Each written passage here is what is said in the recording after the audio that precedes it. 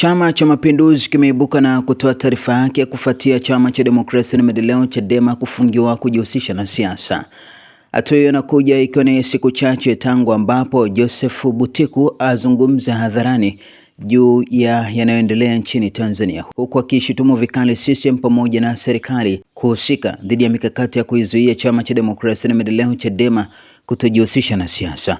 Kufuatia kauli hiyo ambayo ilitolewa na Joseph Butiku siku chache zilizopita, leo Chama cha Mapinduzi CCM kimetoa taarifa yake kikilaani vikali kauli hizo ambazo zilitolewa na Joseph Butiku siku chache zilizopita. Kwa mujibu wa taarifa iliyotolewa na Chama cha Mapinduzi, imesema kwamba kuzuiwa kwa Chama cha Demokrasia na Maendeleo Chadema kufanya shughuli zake siku ya tarehe 19 mwezi wa kwanza 2025, Mzee Joseph Butiku akiwa anazungumza na waandishi wa habari alihoji uhalali wa Chama cha Mapinduzi CCM kufanya kazi zake wakati Chama cha Demokrasia na Maendeleo Chadema kikiwa kimefungiwa.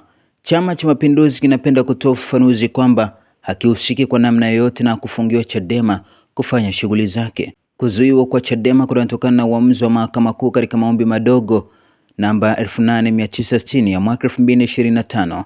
Shauri hilo linatokana na mgogoro ya ndani ya Chadema ambapo wanachama watatu Said Issa Mohamed, Hamed Rashid Hamisi na Maulid Ana Kom waliwasilisha maombi dhidi ya wadhamini na katibu mkuu wa Chadema kwamba mahakama izuie shughuli zote za Chadema hadi pale maombi yao ya msingi yatakaposikilizwa na kumalizika.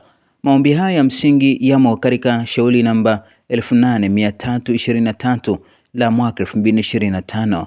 Mahakama Kuu ilisikiliza maombi madogo ya wanachama hao na kutoa uamuzi kwamba Chadema isifanye shughuli zozote za kisiasa wala kutumia mali za chama hicho hadi pale shauri la msingi nambari 8323 itakapofikia tamati. Hivyo ni wazi kwamba sio CCM wala serikali inayohusika na swala zima la Chadema kuwekewa zuio na Mahakama Kuu.